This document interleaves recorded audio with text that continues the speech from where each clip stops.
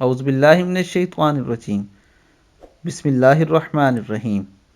السلام علیکم ورحمۃ اللہ وبرکاتہ۔ درد سر سے حفاظت۔ رسول اللہ صلی اللہ علیہ وآلہ وسلم نے فرمایا، حمام غسل خانے سے نکلنے کے بعد قدموں کو ٹھنڈے پانی سے دھونا درد سر سے حفاظت کا ذریعہ ہے۔ اگر آج کل دیکھا جائے تو اکثر لوگوں کو سر کا درد رہتا ہے۔ دوستو، اس کے علاج کا بہترین اور آسان طریقہ نبی کریم صلی اللہ علیہ وآلہ وسلم نے ہمیں بتلا دیا ہے کہ جب بھی غسل کرنے لگیں تو غسل خانے سے نکلنے کے بعد اپنے پیروں کو اچھی طرح ٹھنڈے پانی سے دھو لیں۔